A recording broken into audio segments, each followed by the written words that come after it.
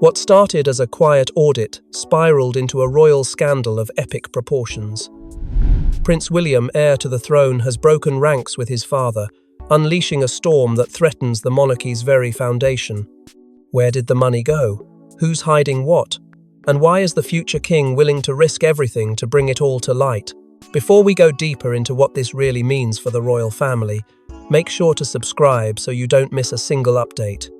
It began with a routine internal audit into one of King Charles' most celebrated charitable foundations, a formality expected to reaffirm the royal family's noble commitment to public service. But what the auditors discovered instead was a web of irregularities so vast, so damning, that it couldn't be ignored. A confidential report was leaked just days later, revealing unexplained financial black holes stretching back more than a decade. Millions, potentially tens of millions, had simply vanished. And standing silently at the edge of this storm was Prince William. At first, many assumed he would stand by the king, shield the crown, and help contain the fire. But William had seen enough behind palace doors to know this wasn't just mismanagement. It was deliberate, calculated, and it had gone on for far too long.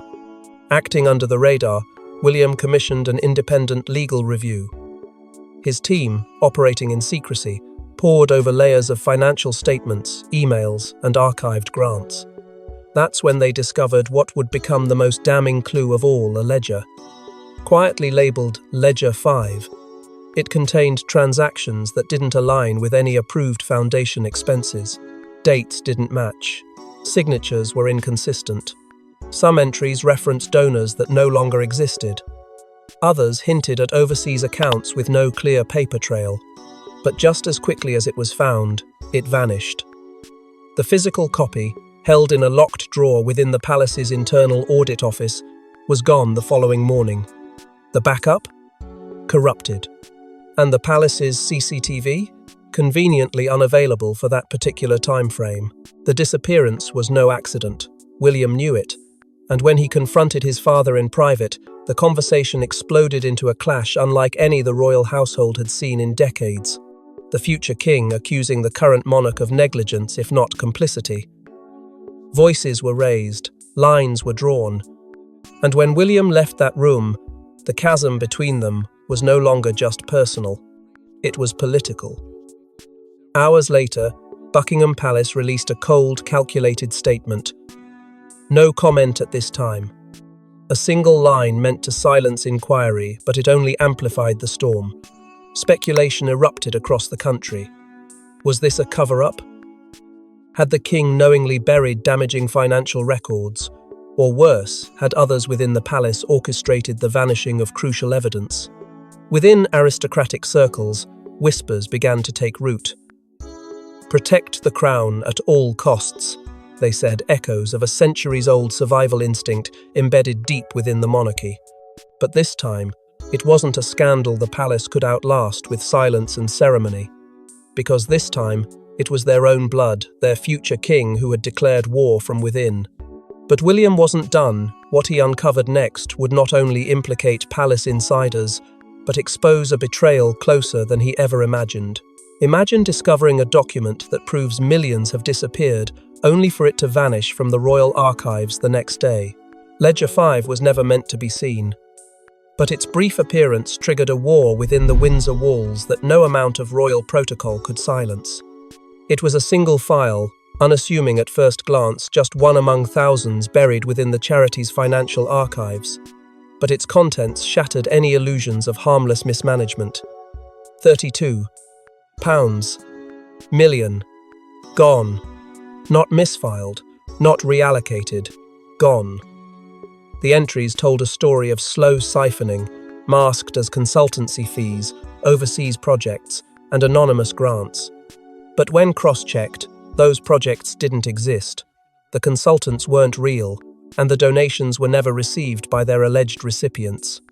Ledger 5 was the key to unlocking a hidden layer of the monarchy's financial machinery, and it vanished just 24 hours after its discovery. The archive room where it was held had been secured by biometric access, and the hard copy, stored in a fireproof drawer, was inexplicably missing the next morning. Panic surged behind closed doors, and yet, no one outside those palatial walls knew the truth. Not yet. The system that was supposed to safeguard royal transparency had, in that moment, revealed its greatest flaw: it could be manipulated from within. The digital backup of Ledger 5 was no better. The file, once uploaded to an encrypted drive, had been mysteriously wiped. Not corrupted, not damaged, wiped, clean. And when William requested the security footage from the archive wing for the previous 3 days, he was met with a convenient technical failure: no footage available due to scheduled server maintenance. The odds of that happening by accident? Infinitesimal, which meant someone had orchestrated it. Someone with access. Someone who knew what William had found and who wanted it buried. Only 5 individuals held clearance to that room. 2 were long-serving royal aides whose loyalty had never been questioned. The others? Members of Charles's trusted inner circle. William demanded a full internal investigation, pushing beyond royal etiquette and rattling the palace with questions it had no interest in answering. Behind the scenes, resistance brewed. There was no appetite for exposure, only silence. And when Queen Camilla's private secretary stepped in, urging William to de-escalate and protect the institution, it became clear this wasn't just about numbers. It was about power. The message was veiled but unmistakable. Stop digging, or risk destroying the very crown he was born to inherit. But William had made his choice. He knew that beneath every polished surface was something far darker. He knew that this was no longer just a matter of misused funds. It was a legacy of unchecked privilege, of shadows that moved undetected through the palace corridors. And most of all, he knew that whoever had orchestrated the disappearance of Ledger 5 wasn't acting alone. Because the trail didn't end with the archive, it led to someone still holding influence. Someone still protected. Someone who once looked him in the eye and promised loyalty. As William followed the financial trail, it didn't just lead to old documents. It led to someone still in power, and someone he once trusted with his life. Every king has his advisors. But what if they're the ones pulling the strings? As William dug deeper, he began to suspect that Queen Camilla's circle wasn't just protecting Charles. They were orchestrating the entire deception from behind velvet curtains. For years, Queen Camilla had cultivated a tightly woven network of confidantes, polished, composed, and ever-present at key moments in the royal family's public and private affairs. At first glance, they were harmless: advisors, secretaries, senior aides. But William began noticing a disturbing pattern. Many of these individuals held positions across multiple royal charities, advisory boards, and financial oversight committees. The deeper he looked, the more entangled the web became. One figure in particular stood out: a man who once served as the chief financial officer of the Prince's Foundation, now operating as Camilla's senior strategy advisor. He had access, he had motive, and he was one of the 5 with clearance to the archive where Ledger 5 vanished. The coincidence was too perfect to ignore. Then came the email. Anonymous, brief, sent to an encrypted inbox used only by William's legal team. The subject line read, "She knows more than she lets on." No signature, no traceable origin. But attached was a single file: minutes from an internal meeting held 5 years earlier, chaired by Camilla's office, in which funding discrepancies were raised and quickly dismissed. The final note? Matter resolved privately, no need for wider inquiry. William's pulse quickened. What had once felt like an institutional failure now reeked of something far more deliberate: manipulation. As pressure built behind palace walls, the tension between William and Camilla became impossible to contain. During a royal engagement meant to present a united front, cameras captured a moment barely noticeable, but real. A brief exchange. A glance, sharper than words. Insiders later revealed that Camilla had confronted William moments earlier, accusing him of dragging the family into disgrace. William, in return, demanded she stop shielding those involved. Neither backed down. That encounter became the tipping point. In the days that followed, more disturbing reports emerged. A junior staff member, believed to be a potential whistleblower, had allegedly requested an off-the-record meeting with William's team. But before that meeting could take place, the employee was reassigned to a diplomatic office abroad on Camilla's personal recommendation. The pattern was becoming impossible to deny. William realized this wasn't just damage control, it was an operation. A system built to preserve the royal image at any cost, even if it meant burying the truth and silencing those who dared to speak it. Then came the final insult. William was removed from several upcoming internal briefings. Meetings about the very charities he'd once championed were now being held without him. Advisors claimed it was to minimize distraction, but the message was clear. They were cutting him out. He, the future king, had become an outsider in his own family's affairs. The machinery of the monarchy was turning against its heir not because he had failed, but because he refused to play by its rules. But when the crown begins to exclude its own heir, it's no longer just politics, it's personal. And William was about to make it public. Princes don't talk to the press, they don't meet with investigators, and they certainly don't betray the royal veil of silence.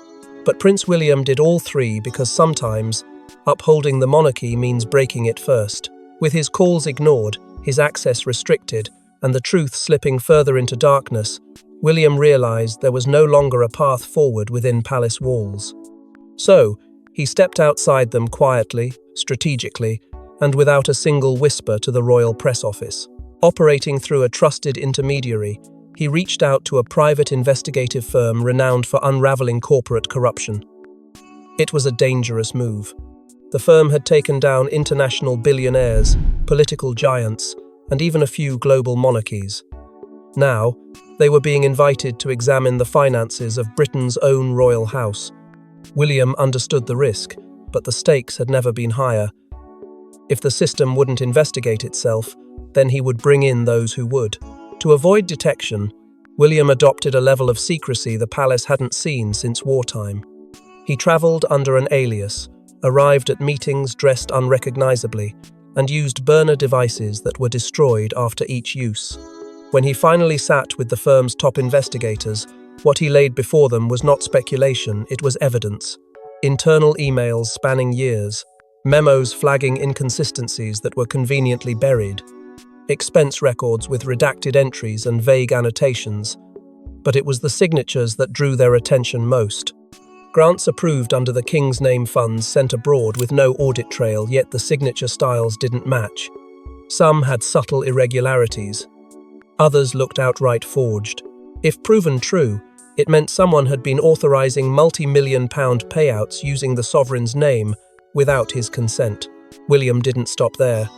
He brought forward the names of two former palace staffers, both dismissed quietly in previous years, both now living under assumed names due to the threats they received after raising internal concerns. He made only one request: protect them. Give them security, anonymity, and a platform to finally speak. These weren't just disgruntled employees. One had worked in the Financial Oversight Office, the other had managed charitable disbursement logs. If their testimonies aligned with the documents, the entire facade could collapse. And William knew it. By the time whispers of this covert operation reached select members of the press, it was already too late for the palace to contain it. Reporters didn't have the full story, but they had enough to sense a breach.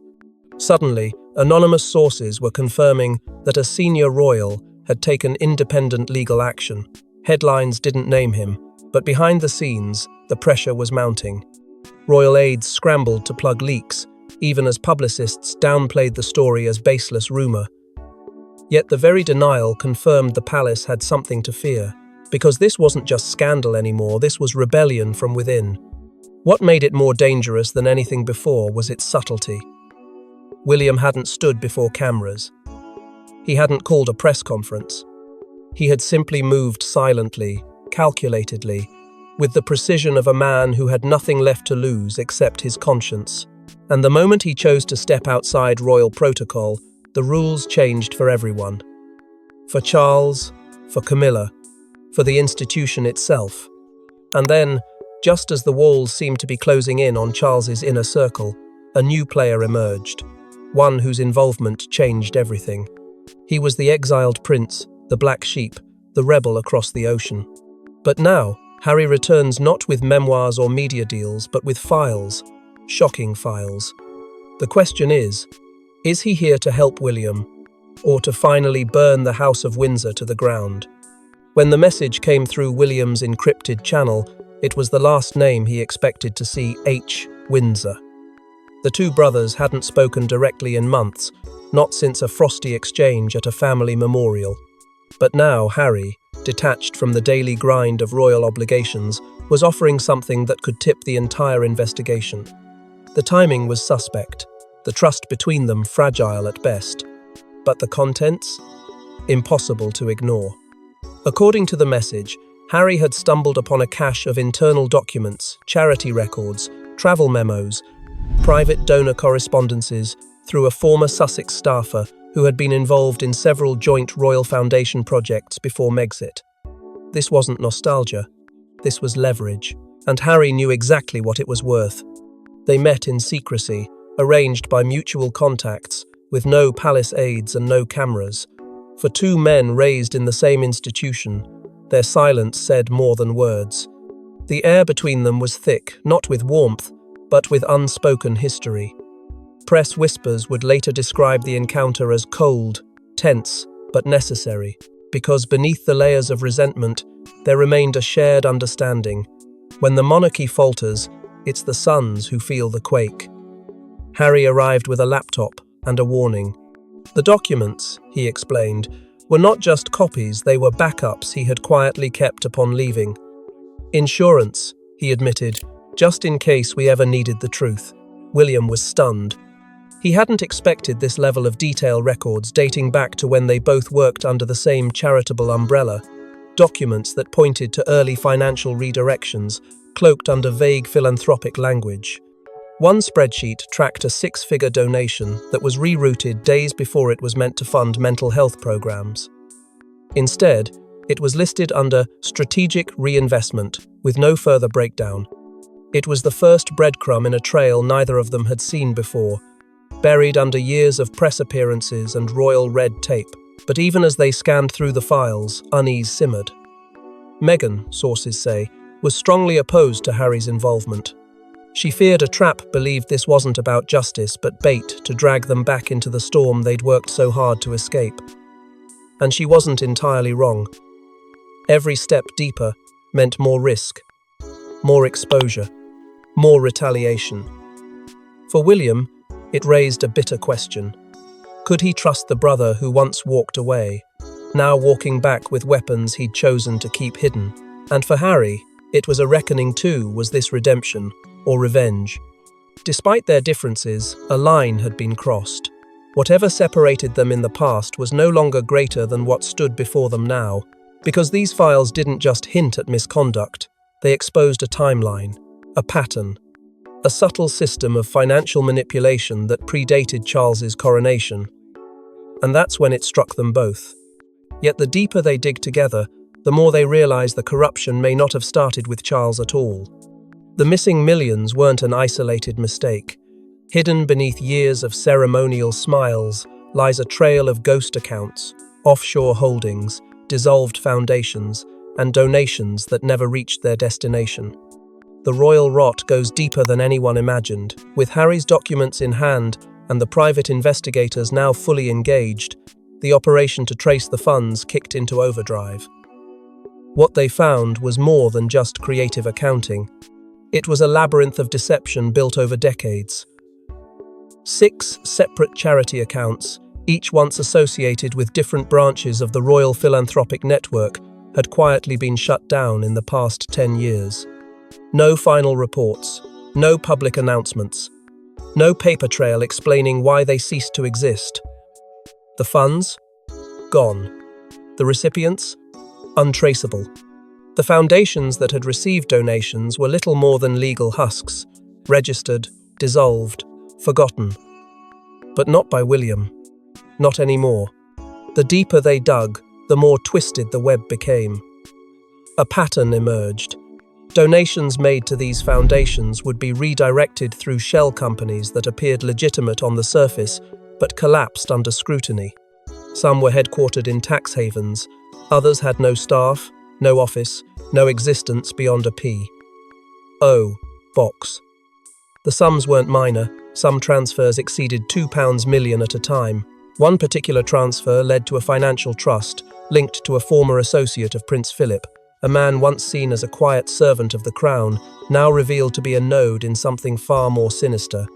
This wasn't just a few bad actors slipping money through cracks. This was a silent empire of redirection, laundering prestige behind a curtain of royal reverence. William, enraged by the scale of what had been hidden, confronted the palace's legal counsel. He demanded answers, demanded access to sealed communications, audit records, and private memos buried in royal safes.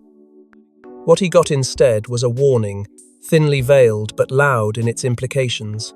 This is not the direction we recommend. Pursuing this will bring harm to the crown. It was the first time anyone inside the palace had said it outright. Stop. Let it go. Let the past die. But William wasn't fighting for the past, he was fighting for the future. And silence, at this point, would be its own kind of treason. Then came the final spark. A prominent donor, once celebrated at a royal gala for his philanthropic generosity, issued a private but explosive threat. He wanted answers about the £4 million he donated to a foundation that no longer existed. His legal team had uncovered discrepancies in the transfer process, and unless he received a full refund or at least an explanation, he would go public, with names, with receipts, with fury. The palace scrambled to control the fallout, but the walls were cracking. One breach, one headline, and the entire charade could collapse in a single news cycle. William stood at the edge of a storm he could no longer hold back. The patterns were too clear, the evidence too damning.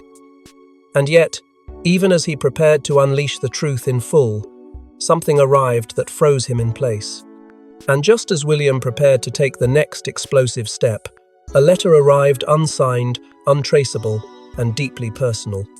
Late one night, an envelope appeared on William's desk. No stamp, no return address, only a gold-embossed W.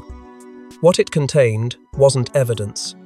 It was something far more dangerous, a message only a royal would understand. A coded threat? Or a desperate warning? William recognized the insignia immediately. It was the old monogram once used by a now-deceased senior royal, someone who had vanished from public life in the 1990 seconds after a sudden health crisis, and had remained in quiet exile until their passing. But the monogram wasn't what chilled him. It was the content inside. A single sheet, typed, impersonal, yet soaked in implication. It began with a sentence William couldn't unhear. Remember what happened to Diana when she got too close to what they wanted buried? It wasn't just a reference. It was a line only someone with intimate knowledge of royal history and its darkest whispers could write with such precision. The letter didn't accuse, didn't beg, didn't threaten in the traditional sense. Instead, it warned of a final firewall that existed not to protect the monarchy, but to protect those hiding behind it. The language was coded, but painfully familiar. It referenced Protocol Windsor 9, a term used in emergency planning briefings William had only heard once, years ago, during a restricted session meant for future monarchs. He hadn't thought about it since. Now, its mention came wrapped in shadow. Breaching the firewall, the letter said, invites consequences. History has already proven fatal. There were no names, no fingerprints, no trace, just silence and the weight of implication. William read the letter again, and again, and again. Then he locked it away, showing no one, not even his most trusted legal counsel. From that moment on, he carried it with him, not physically, but mentally, emotionally. He couldn't unsee the words, couldn't shake the sense that every step he took was being watched. The palace had always felt cold, but now it felt hollow, haunted. He began scanning the faces around him differently. Which advisors had known about this? Who had access to that kind of language? Which hand had placed the envelope? Every loyalist now became a suspect, every meeting a performance. The paranoia wasn't paranoia anymore, it was instinct, survival. Because someone close enough to breach his security had delivered a message meant to unnerve, and it had succeeded. But while William remained silent about the letter, the outside world did not. A whisper began circulating in press circles. A royal whistleblower. A source on the inside. A looming confrontation between William and the institution that raised him. No confirmations, just hints. Headlines that alluded to a divide at the highest level and unnamed officials describing a royal in possession of explosive evidence. William said nothing publicly, but the timing of the leaks was no coincidence. Someone was trying to corner him to intimidate him into retreat, but if the letter was meant to stop him, it failed. It didn't silence his resolve, it sharpened it. Because William had crossed a line of no return. There was no walking back, no more playing by the rules written to protect those who thought themselves untouchable. And with the nation's eyes turning toward him, William made a move no royal heir has made in centuries. He went straight to the people. No palace press release, no carefully worded statement. Just one camera, one chair, and a future king ready to risk everything. In a stunning address that rocked the Commonwealth, Prince William went public with names, numbers, and accusations that will haunt the monarchy forever. The moment was unannounced. No herald, no official seal, no televised coordination through royal channels. Just a quiet notification pushed to millions of devices around the world. Statement from Prince William. And then, the screen went black. And there he was, alone, unshielded. Not the heir in regalia, but a man who had spent months walking through shadows, betrayed by his own blood, holding truths too dangerous to ignore. He didn't begin with platitudes. He didn't flinch. He named it for what it was, a betrayal of trust, of duty, of the very people the monarchy claimed to serve. And then, in measured, resolute words, he laid bare the truth that had shaken his soul. He confirmed it all. The financial irregularities, the obstruction from within, the documents hidden, and the funds lost. He spoke of audits blocked, of whistleblowers silenced, of ledgers erased, and inquiries redirected. He didn't spare the palace. He condemned its silence, its complicity. And then, with the world holding its breath, he named them 3 senior aides who had, according to his evidence, coordinated efforts to mislead auditors and obscure the money trail. One was a former chief of staff, another, the head of the foundation's legal affairs. But it was the final name that sent shockwaves across the globe. A family member, a royal by title, by blood. William didn't hesitate, he said it. And in doing so, he ruptured the illusion of royal unity that had been plastered over the family's fractures for decades. He didn't speak as a prince that day. He spoke as a father, as a son, as a man haunted by the same ghosts the crown tried so long to silence. He invoked Diana not with bitterness, but with sorrow. He spoke of her pursuit of truth, of the walls she tried to tear down, of the warnings she left behind. And then he turned to the future, to his children, to the country they would inherit. He made it clear. This was not rebellion, it was reckoning. He called for a full, independent inquiry into all royal charitable finances, not a private review, not an internal audit. A public reckoning overseen by Parliament with full transparency and legal authority, and the world erupted. In the hours that followed, the internet fractured with reactions, some calling him the bravest royal in modern history, others accusing him of treason. But for millions, something had changed. The future king had looked into the camera and told the truth. Not just about the money, but about the cost of silence. Support surged online. Hashtags trended. Public figures issued statements. Former donors demanded accountability. The royal PR machine tried to spin it, but the words were already out. They couldn't be unspoken. and the monarchy, as the world knew it, would never be the same. But even as the country rallied behind him, the final shock came from within the palace itself, an ultimatum from King Charles. It was never supposed to come to this, a king and his heir, on opposite sides of a battlefield neither chose. But when duty clashes with truth and blood with justice, only one can prevail. Behind the palace doors, an ultimatum was issued, and William's response would rewrite royal history. The confrontation wasn't scheduled. There was no formal invitation, no procession of advisors. The air inside was suffocating not with rage, but with resignation. King Charles sat at the edge of a legacy he was desperate to preserve. He didn't yell. He didn't beg.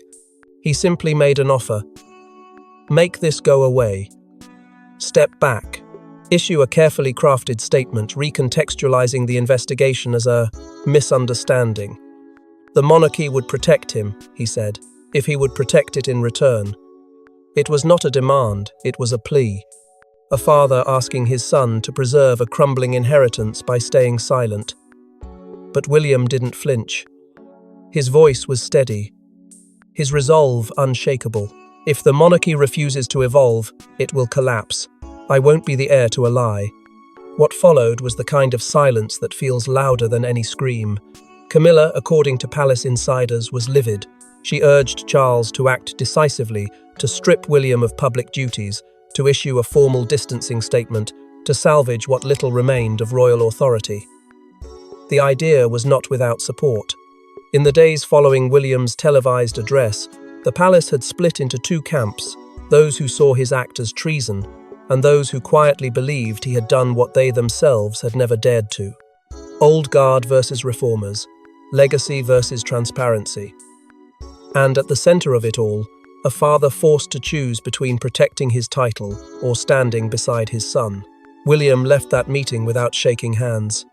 The next day, he initiated private discussions with members of Parliament's senior figures who had long called for greater royal accountability but lacked the political capital to make it happen. With William's voice behind them, that changed.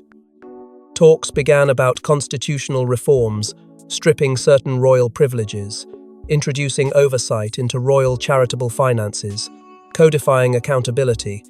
The monarchy would no longer be above scrutiny.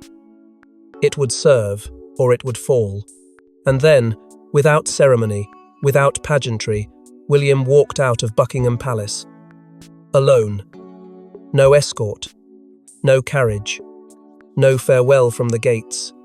Just a man who had traded comfort for conviction, tradition for truth.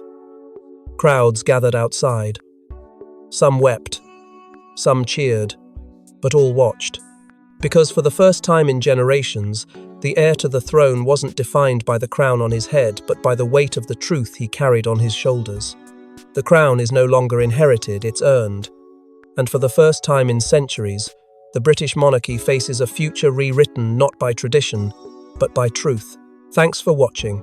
Don't forget to like and subscribe, and we will see you in the next one.